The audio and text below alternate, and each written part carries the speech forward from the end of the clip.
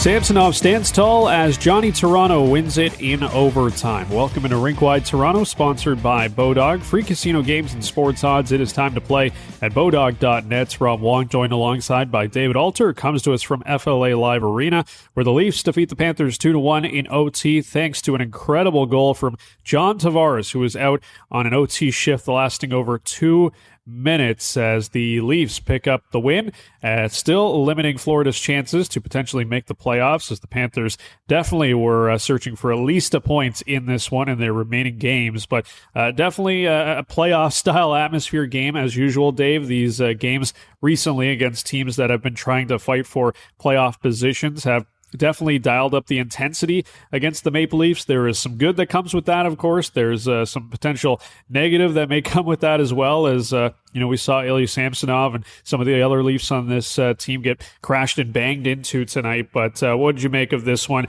that had a lot of stuff going on with Samsonov, Tavares, and of course Matthew Knies, who we'll talk a lot about tonight as well? Yeah, there was a lot going on during the game. There was a lot going on before the game as well with the Toronto Maple Leafs and the roster situation. So there was a lot of chaos when it came to just getting Matthew Knies prepared and ready for this game, but then also having yet another amateur tryout goaltender backing up because the league not approving the Maple Leafs to call up an NHL level goaltender on the roster. But as far as when the game started, this was about what I expected. This was a Florida Panthers team desperate for 2 points, and they only came up with one. Toronto played defensively. Like, that's really what it came down to. They knew that Florida was going to come at them hard, and they were going to get their wits tested on the back end. And for the most part, I mean, when the team is that desperate for offense, and Toronto is just kind of in preservation but competitive mode, it's not a real surprise to see what happened here. You know, the opening period looked like the Leafs kind of had a little bit of the advantage there from the expected goals, but then Florida playing from behind and needing the 2 points even when it was tied, just really kind of had to push it. And they did. Eventually Montour exploded for that goal there, and a little mistake from the Maple Leafs. But other than that, this was about what I expected. And to me, this is another one of those situations where the Leafs played a desperate, good opponent, and Ilya Samsonov was the reason they came out with the points. 46 saves, just lights out, really feeling confident and really good about their goaltending situation in terms of who's starting. In terms of the depth and all the other stuff, that's a whole other concern. But Ilya Samsonov is rounding out to the perfect form going into the playoffs. Yeah, he really is, and we'll talk a lot more about him coming up in a moment, but him just coming out healthy, that's really, the first thing that you want to see. There was some moments tonight in this one where he got crashed into. There was one play on TJ Brody. Anytime that he's wincing or it takes a little bit to get up, you just wonder, oh no, is this finally the injury that knocks him out of the playoffs and just would be an absolute disaster for the Leafs? But he was incredible in this one. Maybe his best performance of the season tonight against the Florida Panthers. Just really stood there and held everything down on the back end, as the Maple Leafs, like you said, were tested quite a bit by a desperate Panthers team. But let's kick things off with head coach Sheldon Keefe, who spoke about how his team fared in Florida. I thought we did a great job. I mean, obviously we knew this game means a lot to the opponent, and we're doing our best to make it mean a lot to us in terms of our effort and our preparation and all of that. And I liked how our guys stayed with it. Obviously you'd like to win this game in regulation, but it's a desperate team on the other side, and I thought we did a good job. And we made that one mistake in the third period, and they scored on it. But aside from that, we really didn't give very much, and there wasn't much happening up until that point.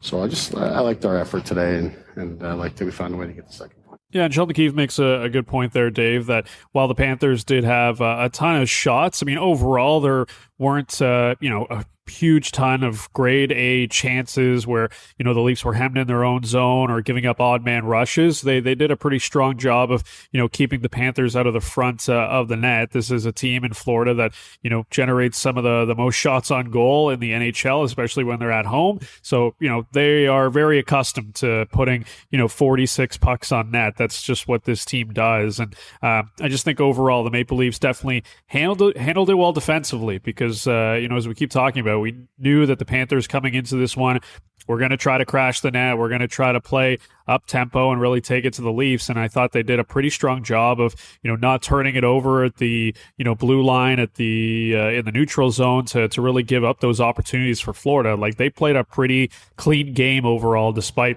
giving up 46 shots on goal. Yeah, the Leafs certainly seem to adjust their game plan when it comes to these type of opponents. Not too much unlike what they do with the Carolina Hurricanes.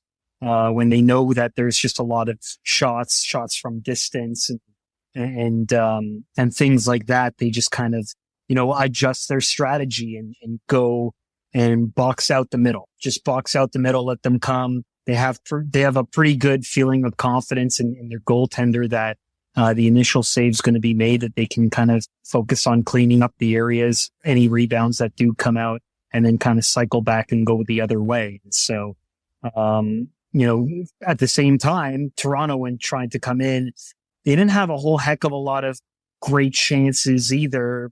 The only one that goes in, of course, for the Maple Leafs at 5-on-5 is one where, Austin Matthews is just right in the slot and is able to get a stick on it to redirect past Alex Lyons. So it's an interesting one. This is a different kind of team that puts on a lot of shots and things like that. And, Tampa plays a little bit of a different kind of game, a grittier game, that could pose more of a challenge for the Maple Leafs tomorrow.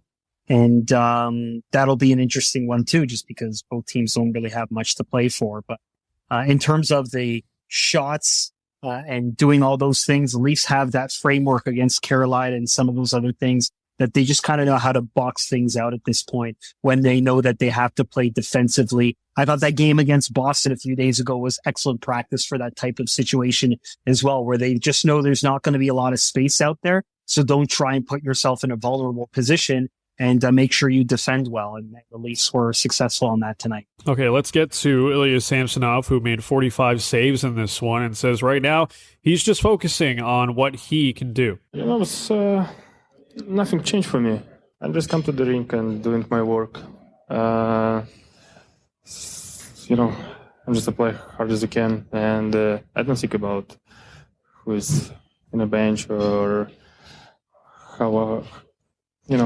For me, more important is what I'm doing in a ice right now, how I prepare it, how I'm ready for a game, and this is not my control. Yeah, I wanna control what I'm control, yeah. And he's doing a pretty good job of that right now, just controlling what he can. And like I said, the big win here is that he escaped this one without any major injury, because the Maple Leafs were yet again playing with an amateur tryout as the backup tonight. Not Chet Alexander, but a different guy this evening. Yeah. The question is now, Dave, what happens on Tuesday? There are some reports out there, and there is some speculation that I saw that it is likely that the NHL is going to help them out, or the Leafs are going to have to do something here to allow Joseph Woll to come up. But what's your understanding of what it may take to not have Ilya Samsonov play on the back-to-back? Yeah, so let me just start from the beginning there with Samsonov's response there to the question, because it was more so about,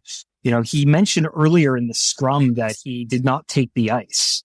And so, on games where he knows he's starting, he's not going to be on the ice. But then, in games where he knows he's going to be a backup, he will be on the ice. So I think there was a pretty good indication early on that that he knew that this was possible, that there was some sort of communication that Samsonov knew he might have to go into this game given the circumstances. Now, going back to it, just to recap for the listeners, basically on Friday, the Toronto Maple Leafs had Joseph Woll on the roster. And with Joseph Woll on the roster, they only had 100,000 in cap space, according to CapFriend. Late Friday night, they sent Woll down and called up Wayne Simmons. Because of how late in the season Matt Murray got injured with the head injury on April 2nd, he wasn't eligible to go on LTI, and thus the Leafs didn't get any cap relief from his injury. And so what the Leafs tried to do here is they played short for that game against the Montreal Canadiens with Chet Alexander, signed him to an ATO. And their basis was, and what they said was, they thought Matt Murray could back up. That's why they sent Joseph Woll down. Although Matt Murray had not been on the ice, been injured for a while. So that's why they made that move. And then they signed Jet Alexander, and then they play that game. And typically in those situations, when you play short, especially at the position, you're going to get a salary cap exemption for that spot of someone who's $850 or less. In this case, Joseph Woll is an excellent example of that. He's in the 750 something, maybe 762. Anyway, so at that point, it was expected after signing Knies, which was the reason they did all this, because they opened up space for Knies to sign his ELC yesterday, that they would be able to then call up Woll under the goaltending emergency exemption. Well, the NHL denied that request. They didn't say why. The Leafs didn't tell us why, but it's widely believed that it was probably due to the fact that, similar to what the Rangers had back in March, that they kind of created this salary cap quagmire for themselves. And so I think they might get help tomorrow because there won't be a player added to their team in those 2 days. So they'll play short for real without any sort of player signing shenanigans. And that should allow them to get some help from the league at that point. But the only official reason we were given from the Leafs and from the league was that the league shut down Toronto's request to be given a salary cap exception, the goaltending for tonight. Now, of course, this is going to bring up plenty of conspiracy theorists because it feels like the NHL loves shutting things down when it comes to the Leafs. We all remember what was a few off seasons ago where the Leafs wanted to bring in some NHL officials, some referees into some of their training. And then the NHL was like, yeah, no, that's not happening. So put on your tinfoil hats, people, as the conspiracy continues against the Toronto Maple Leafs. But like you said, it does seem, just according to what's out there, that something is going to actually go their way on Tuesday night against the Tampa Bay Lightning. And I'm sure the Leafs have been figuring this out all the last few days here to try to get it done. Because I just can't imagine they would want to go into this situation, with the issues that are currently, presented to them. Right. But here's what's important. So the Rangers were shut down by the league and had to play short a second consecutive game. From a skater standpoint, because they tried to add Patrick Kane and do something else. And instead of, adjusting the money for money, where they could have got multiple players, and they only added one player. And, so the NHL ruled that, quote unquote, they did it to themselves. So they had to play one more game short. And then after they played that one game short, the Rangers were permitted to do whatever under the exception. So that's the belief here, because there is no player being added to the roster in between those two ATOs, that the roster will stay the same. Then it's believed the NHL will give them that exemption for tomorrow. All right, so there you go. That makes sense. It's a little convoluted, but the Leafs got to play by the rules, just like everyone. And like you said, there was already a precedent set by the New York Rangers, so that is a good sign for the Leafs that things might go their way on Tuesday. But Austin Matthews, of course, scored his 40th goal of the season tonight in this one, but took some time out post-game to talk about how good his goaltender has been. Yeah, he's been great. I mean, I can't say enough great things about him. Just night in, night out, he gives us a chance to compete in these games, a chance to win, and he's just such a competitor in there. And I really just admire his mindset and just the way he goes about his business. And it's just a lot of fun to see him do his thing in there. And like I said, he's been so solid for us all year. So I can't say enough good things about him. Yeah, you really can't with how good Ilya Samsonov has been. All right, before we get to Matthew Knies, who, of course, made his NHL debut tonight, we got to talk about the guy that won the game, and that was John Tavares, who, like I said, was out there for quite a while in overtime, caught in his own. And I do not know how he had enough energy to skate away from Matthew Tkachuk and then not just throw a puck on net, but like actually make a move and do a vintage, John Tavares forehand, backhand, slick game winner. But it was incredible to see the Maple Leafs captain come through in that moment. I don't know if you caught it. I think, I caught it on the broadcast. Other people did as well. when he was skating back towards Ilya Samsonov, seemed to say something to the Florida Panthers as they were skating off the ice. So, I mean, I don't know if you guys asked Tavares about what was going on there. I'm sure it was a pretty heated one tonight. There's a lot of trash talkers on the Florida Panthers. There's a bit of a rivalry between these two teams. But, I just thought, man, you don't really see Tavares do that too often, to go at the opposition vocally. He's not, the most verbal person on the ice to begin with as far as trash talk. So I found that kind of interesting. Yeah, I missed that. A lot of times we're trying to mobilize, especially when it's close and late, different building, all that kind of stuff. It's really kind of hard to see, but you're right. That is kind of that is a rare one for John Tavares. He usually doesn't do it, but when he does, it speaks louder than most times, right? Because they're like, "Whoa!" If you really push him to that point, something really went down that he took exception with. So sometimes the leader's got to be vocal like that when things like that happen. And in John Tavares' case, I think he spoke with his skill there. And in that goal, it was actually interesting because that was a long shift. It was like 2 minutes. He gets in there.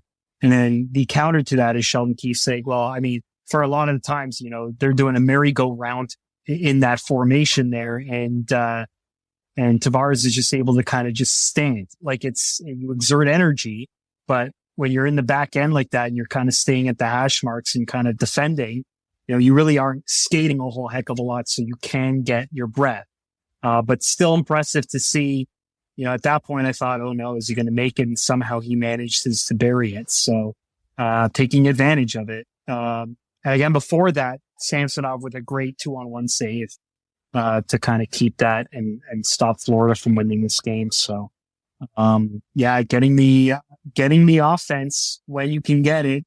These games have been low scoring. And so you need the game breakers to kind of deliver. And so this was the first game in a while where you could see, Tavares, Matthews, and Martyr with the assists to get to 99 points this season. They got on the score sheet in a low scoring game, which is a good thing to see because you need to be clutch when you're like there in that spot. And that's what Tavares did to me. Yeah, huge confidence boost, I imagine, for Tavares to get that goal there. He's been on a nice little run here of late. But after this one, he was, of course, asked about the debut of one Matthew Knies. I was really impressed. Not an easy situation to come into. Obviously, hell of a 72 hours for him. No practice time. Met everyone this morning. Hadn't even been to the rink, seen his new gear, all that stuff. So, there's a lot going on there, obviously with a match like that tonight. So I thought he was really impressive. And so you can see the ability, the size and the strength. And I think the puck handling, playmaking ability that he's going to have, the presence he'll have and continue to grow and obviously, be a contributor for us, this year and obviously years going forward. All right, time to get into the main event, if you will. Matthew Knies, the big story coming into this game, of course. There, was a question, would he suit up tonight in this game against the Florida Panthers, or would the Leafs get him into the game against Tampa Bay on Tuesday night? But I think not really surprising anyone that he gets into this one against the Panthers. He, of course, was flying all over the country. It's been a pretty crazy last couple of days for him, following the national championship and then going back to Minnesota with his teammates. And Knies was asked post-game why that decision was made. Yeah, I thought it was best for me just to be around him. It was my last chance to kind of just spend some time with him. It was just devastating to be on the flight, but nice that I could say goodbye and just wish him the best of luck next season. All right, so there you go. We get confirmation as to why that was, Dave. I know there was some, once again, conspiracy theorists out there thinking, Matthew Knies, he's not going to sign. He's going back to Minnesota. He doesn't want to play with the Leafs. I saw that stuff out there, which was kind of ludicrous. But he makes his NHL debut tonight, finally. What did you think about the Maple Leafs top roster? Yeah, I mean, I thought at times he looked really good. I really liked the puck battle that he won on the end boards and created some offense that way. And, when you have a guy making his NHL debut and he's actually able to do those kind of things, I thought that was pretty good. There were some mistakes. There was that backhand pass that led to a scoring opportunity that Samsonov again bailed out. It was a huge one. I think that was to Montour as well, if I remember correctly. Yeah, just an unbelievable day for him, and he fit in. Like, it's hard to gauge. This is a desperate opponent that he played against. Sheldon Keefe beforehand kind of said that this game wasn't the plan for him necessarily, but because of an injury to Sam Lafferty, who's day to day and probably won't play tomorrow either, and Kelly Armkrog not being available as well, that they don't have any. Like, he was the 11-4 tonight. They went 11-7 with Knies in the game, so that's a lot more ice time than I think was planned for someone like him, or even in the situation for him to come in. And so for him to do that, not really have too many mistakes out there and use his size to win some battles, I thought that was great. That bodes well for what he can do here if he can limit the mistakes. And you always wonder with a 20-year-old if they're going to come in and be able to kind of, they're big, but do they have the thickness to kind of absorb and win battles against other NHLers? I thought he did a really good job at that tonight. Yeah, I mean, he's a big, strong guy. There were a couple of moments where he got hit pretty hard. Yeah. The one I can think of that stands out the most is the Giovanni Smith hit. Now, that one might have been a little bit late, and it might have been a bit of a blindside hit. But yeah, he was definitely in there, getting in the mix, using his body, and was being very, very physical. I mean, it was kind of as advertised when it came to that. But I think, what really stood out to me was the short area passes. He got in trouble, of course, on the one that he turned it over a couple of times. Yeah. But, I thought there were some moments where he was able to, get it off the half boards and make a nice breakout pass. I think even one of them, he went between the legs. I don't know if Sheldon Keefe wants to see that kind of stuff going on all the time. But I think that's kind of also what you love about this guy is that he was just playing college hockey a couple of days ago, and he steps into this game that's basically like a playoff game for the Florida Panthers. And he has the confidence to make those types of things. And that's really, I would say, one of the other things that this organization loves about this guy is that he has that confidence that he can make these types of plays and that he really believes in himself and, thinks he's ready to make this step. That's, going to be a part of his game. There's going to be some flashy moves and some flashy plays, and it might not sit well with everybody that this guy's coming in here trying those things, and people are saying, you can do that stuff in the NCAA, but you can't do that in the NHL. And sure, there's going to be moments he's going to have to pick his spots and to, know when and when not to do those types of things. But I thought for an NHL debut, a guy that, has had a crazy last couple of days, for him to step in and play 13 minutes tonight, I thought he had some moments, and there were some moments where it wasn't great, but overall, you can definitely see the potential that this guy has and why the team is so high. And I really like that they gave him a couple of shifts with Matthews and Martin as well, just to kind of spread it out and just kind of see what he can do in multiple different situations. So it's a lot to take on in that situation where you're coming in. It's the NHL. It's also 11-7, so your role isn't necessarily firmly entrenched, and you're playing under a Sheldon Keefe system where they shuffle things up for situations and stuff. Late period situation, the offensive zone, they put Matthew Knies in there with Matthews and Marner. So I think that was really good to kind of see where he can kind of fit in that regard. But I think there's potential here in terms of if he's going to get into a playoff game. I'm not sure. Like that, if there's enough injuries, maybe would make sense, because you saw there that there wasn't a big drop off. There were some mistakes, sure. And that was a team that was playing playoff hockey because they're desperate. So it was a good measure. Like, it really was. Like, even if this wasn't the plan to put him in this game, you probably learned more about him today than you might have learned tomorrow against Tampa, because both of those teams are not playing for much. And same with the Rangers in that final game. So for him to kind of get into this desperation type of game, I think is going to be really good to kind of see where he can build from it. Yeah, I think it's something we've talked a lot about the last couple of weeks here, leading up to Matthew Knies making his debut and the emergence of guys like Zach Aston-Reese and David Kampf and Sam Lafferty, is that when this lineup is healthy, I'm just not sure who he takes out or takes the spot of in a game one against the Tampa Bay Lightning.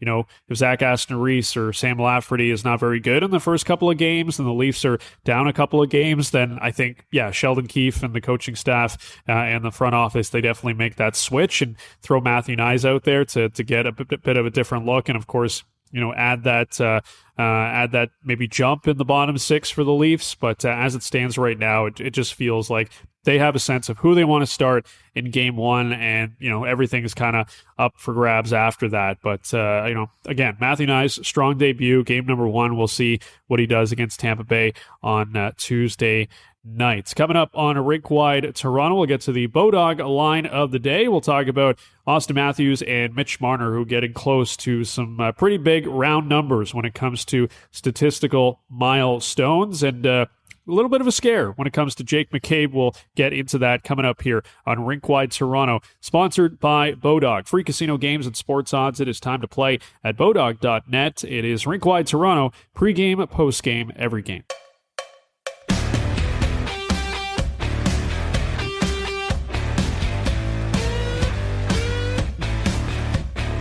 It is Rink-Wide Toronto, sponsored by Bodog, the place to play free casino games and get the latest sports odds. Rob Wong joined alongside by David Alter from FLA Live Arena, where the Leafs get the 2-1 win over the Panthers in overtime. Time for the Bodog line of the day. And if you wagered on Mitch Marner to pick up his 100th point of the season, you'll have to wait another game. He did get number 99. Assisting on Austin Matthews' 40th goal of the season, also career goal number 299 for Matthews. It's the fifth time in his career that he has scored 40 or more, and as our buddy Lance Hornby from the Toronto Sun tweeted out earlier, 5 40-goal seasons for Matthews passes Daryl Sittler's record from the 1970s. So Austin Matthews continues to rack up all the records as far as goal scoring goes for the Maple Leafs, but both of these guys are very close to reaching some really important milestones here, Dave. We'll start with Mitch Marner. He's got 2 more games to get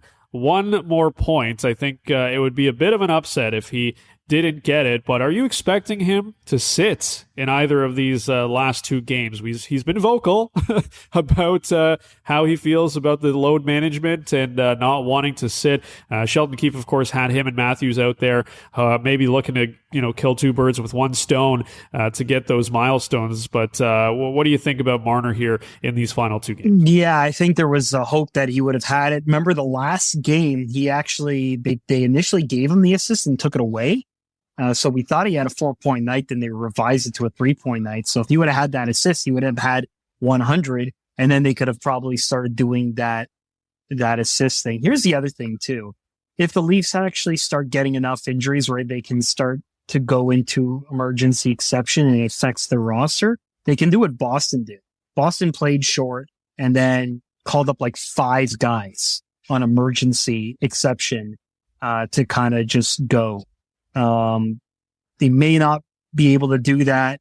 If they don't do that, well, then who's going to rest? I mean, they've got some other defenseman, Eric Gustafsson, who was supposed to play in this game, came up with an upper body injury, and they're not sure if he's going to be able to play tomorrow. So just something tightened up on him in the warm up. And so that's not great news. And with Calle Yarncroke and Sam Lafferty hurt now, I don't know, like what else they can do in terms of roster flexibility and that kind of stuff. So Mitch Marner's probably going to play.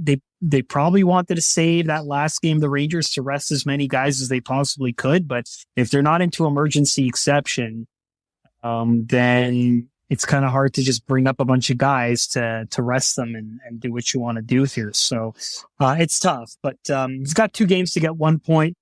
He's only gone 3 games without a point 1 time this season. So the odds are that he should be able to collect this extra point in the next 2 games if he plays both of them. Yeah, you would think so. It's going to be interesting to see what kind of rosters and the lineups the Lightning and the Rangers put out in their final 2 games, of course. Season is winding down here, and you've got 2 teams with not a ton to play for. So maybe, Marner gets a bit of an easier time if they send out some lineups that are a little bit weaker than normal for both of those teams. But it would be difficult to see that not go down. And same with Austin Matthews, who, I thought tonight had a bunch of great chances chances again. And that lineup that's been reunited, him, Michael Bunting, and Mitch Marner, seems to have, found that chemistry that they've had for many, many games before. They were, taken apart when Calle Jarnkrok was put up there and Michael Bunting was really going through it. But, aside from that penalty that Bunting took in his offensive zone, Dave, I thought, he had some more jump in his step. And at first I was wondering, with Calle Jarnkrok was healthy and he was skating with Matthews and Marner, I thought, how can you break up this line? They've been so strong. And of course, Jarnkrok is dealing with his own injury now. But, where do you stand on it now that Michael Bunting is back there and that line seems to have, found that chemistry once again? Is it a case where, Calle Jarnkrok is going to have to work his way back, or is it a case where, you don't lose your spot due to injury and maybe he's the one starting there game 1 against Tampa? Well, I don't know if Bunting has played well enough in these type of games to necessarily win the spot. Like, that's really what it comes down to. And so I think all things equal, if you ask me today, Jarnkrok would be back in there. Now, if Bunting lights the world on fire tomorrow in the next game, maybe you can have a bit of a different conversation. But I think they really like Jarnkrok in that spot. And then I don't know where he kind of fits afterwards. And it seems like anytime they put him in that bottom 6, it just never seemed to kind of work out. So, that's a tough one. I think Jarnkrok would kind of get back in there just because I don't know if Bunting has played himself back into that spot. And then you don't want to do that thing where you have Bunting and Jarnkrok on that line while they tried that whole Nylander, Tavares, Marner overload line, or the core 3, as I like to call it, which didn't quite work very well, in my opinion. So, I think you kind of have to put Jarnkrok back in there. I don't really see where else he fits. The only thing I keep wondering is if you put Jarnkrok there with Matthews and Marner, and if Sheldon Keefe decides to stick with this Tavares, O'Reilly, Nylander trio, which I thought, had some moments again tonight. Do you trust Michael Bunting in a third line role that Sheldon Keefe likes to use as that defensive, shutdown trio? Like, I'm not sure Michael Bunting is a strong enough defensive player where you want him going up against top line. So I guess that's sort of the conundrum here, right? If Bunting's not playing on the top line, where does he go? Do you run, Bunting, Tavares, Nylander, and then you've got O'Reilly, Kerfoot, and Achari that we saw recently? Like, maybe that's it. Maybe just because of the injuries that the Leafs are dealing with right now, this is sort of the hand that's been dealt to Sheldon Keefe. But if that's not the case and he wants to run Tavares, O'Reilly, Nylander, then he's got some interesting decisions there when it comes to Jarnkrok and Bunting and who goes on that top line. But we'll get there when we get there, of course. Meanwhile, on the back end, Jake McCabe left in the second period, did not come out to start the third after blocking the shot. There was a lot of concern. Yeah. Maybe the Leafs might have lost their top acquisition, or one of their top acquisitions at the deadline to an injury, maybe another guy going down due to a shot hitting him in the hand. He ended up needing some stitches and did return, which is obviously a fantastic sign. But this just kind of reminds me of these last few games. I mean, nothing good can happen health-wise for the Leafs in these final few games. Like, you're just praying to the hockey gods that everyone is able to make it through. Everybody's dealing with bumps and bruises right now, but the last thing you need is a block shot breaking a finger like it did Ryan O'Reilly just a little bit over a month ago. But luckily, it seems like the Maple Leafs dodged a bullet there with Jake McCabe did. Yeah, they did. And just needed stitches was really the only thing there. So that's good news. When you saw him come back, that was a good sign.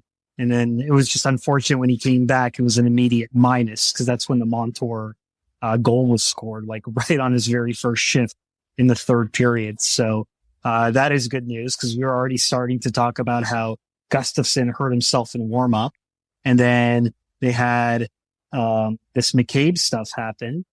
And Luke Schenn had to come into a game after he was bag skated hard this morning and had no warm up, wasn't on the ice for warm up either. And then in that third period, he's got to start playing a lot more than he expected, at least in the 7 defenseman situation. In that situation, like, they could have just kind of really used him sparingly, but then in the third, they really had to kind of lean on him. So, not ideal. It was almost a situation where all three of their trade deadline acquisitions to bolster their D were kind of in flux. And that's where you started to see Leafs fans, especially on Twitter, have an existential crisis.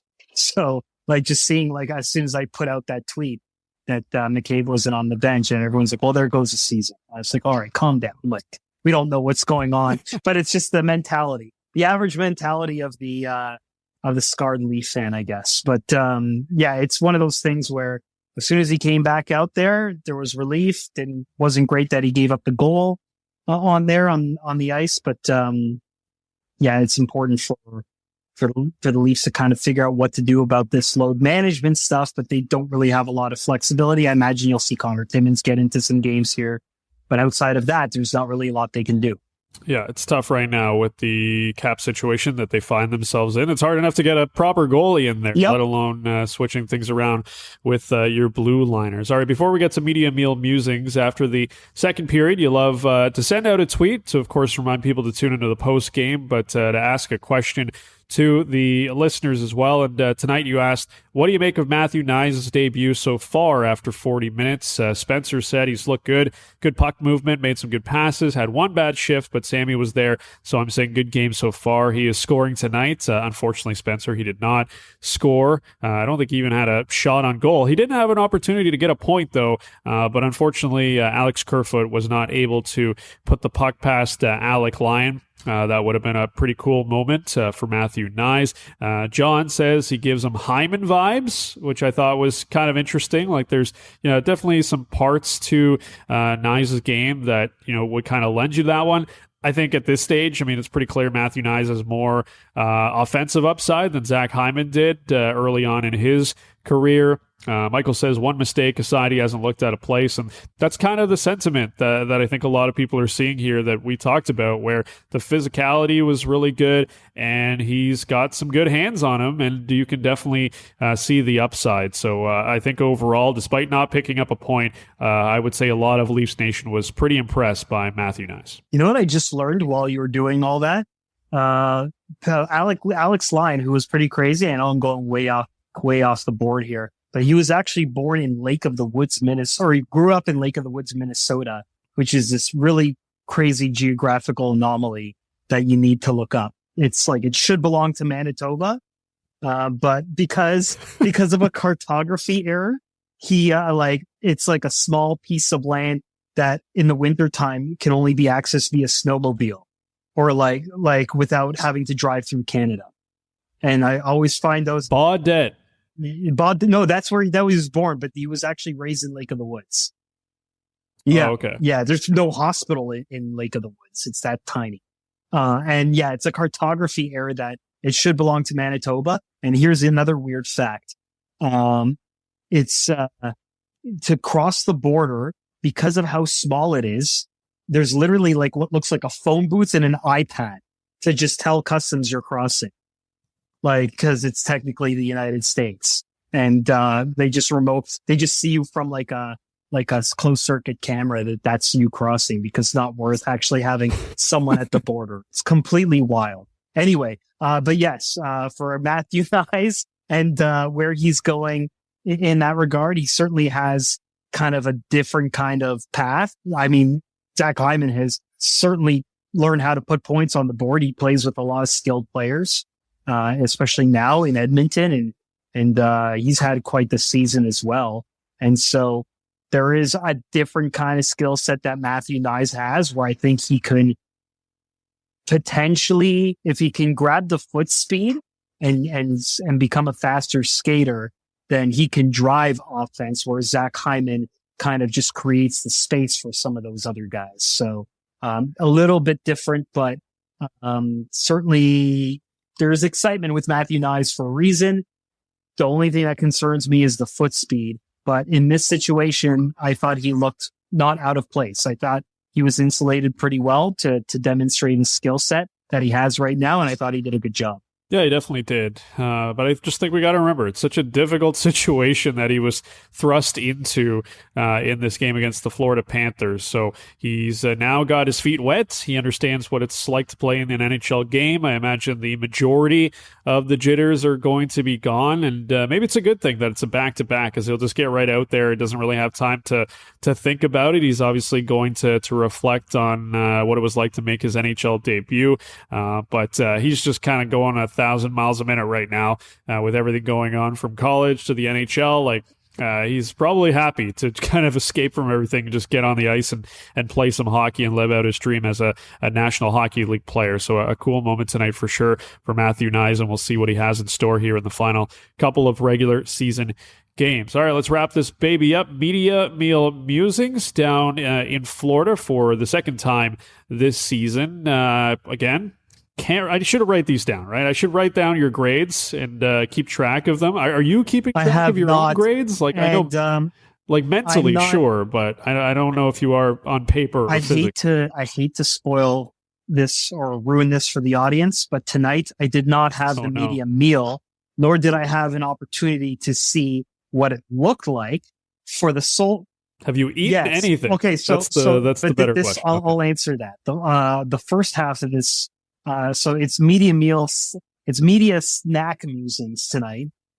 Because media meal I could not have because the Leafs did their availability so close to media meal time. And that's where we learned about this ATO goalie stuff.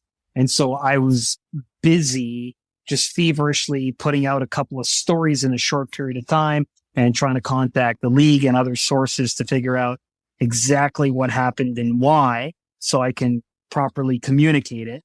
And so that took so much time because it was an evolving story, even like an hour before the game, to get some real clarity on it, that I couldn't get away from the laptop.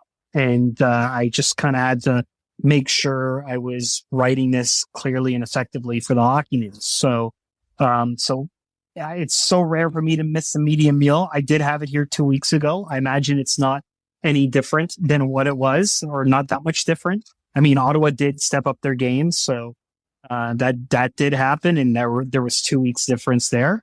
But the one thing I do like about Florida is you can get away with having a proper supper and not have to pay anything, because upstairs they do have snacks, and they have like hors d'oeuvres up there. Very few places have hors d'oeuvres where like it could actually replace a meal. So they had beef spring rolls, and they also had these like pierogies that were kind of like with also meat and vegetables in it. Like it was like two of the same food category. But those are the two beefy kind of this could replace a meal snacks that I had, and they were pretty good and they were free. And then the snacks were like anything from Fritos. Fritos is a very underrated snack. Like a lot of people go for the chips, but Sportsnet and Luke Fox said it, and I agreed with him. We have a soft spot for Fritos. It's just a really good corn snack, and you don't see those a lot at rinks. And so they had some Fritos, some Skittles, Starburst, different kind of chip varieties as well. But when you have the sodas, you have the coffees, and you have those two meals, the beef spring rolls and the pierogies, that was more than enough to satiate me for tonight. And I was very happy that on a night where there was so much news before game time, where it just seems crazy, that I could skip the media meal and still have a meal-like option that was near and close to me. All right, so that's one way to game the system. A bit of a media meal hack. Only here, though. If you will, to be able to... Yeah, I was going to say, it's very limited to where you can actually do that. But some places do first intermission chicken tendies. Like San Jose does that. Chicago has like a whole platter of food outside of their media meal for first and second intermission. So that's always nice as well. And Boston has a really good snack array. I didn't talk about that last time when I was there. They have a really good snack game up in the press box. All right, I like it. So Florida coming through with a little alternative in case you can't eat the media meal. They're still feeding the press that are there covering the game if they happen to miss that. So props to them for being able to provide that stuff. But man, my mouth was watering just listening to you talk about pierogies and Fritos and chips and pop and all that stuff. Man, I love Fritos. Hearty. They're hearty. They're never are widely available, but when you have them, you always go for them. Yeah, they are the forgotten snack, it seems like, I think, for a lot of people. But for corn chips, yeah, it's solid. It's the Frito in Frito Lay. That's true. They are the OG. Yeah, they are. They are right in the name. Like, they are there for a reason. But people seem to bypass it all the time for whatever reason. They're more into the Lays than they are into the Frito, which does not make any sense. Yeah, it seems like the Lays are the straw that stirs the drink in that company name, but Fritos are very underrated. Yeah, I hear you. I'm on Team Frito for sure. But man, quite a meal you had tonight. Very teenager-esque, but it got the job done. And we'll see what's in store here. A little bit of a preview, I guess, on Tuesday night when the Leafs head off to Tampa Bay. Maybe the Lightning media meal, a preview as to what is going to come when the playoffs begin. But make sure to like, review, and subscribe to the pod wherever you get your favorite pods. You can follow us on Twitter at RinkWideTOR, at DeAlter, at RobWong34, and you can also get the podcast at RinkWideToronto.com. For David Alter and producer Aaron, I'm Rob Wong. You've been listening to Rink Wide Toronto, sponsored by Bodog, Canada's home for casino games and sports odds, where everyone goes to play. You've been listening to Rink Wide Toronto, pregame, postgame, every game.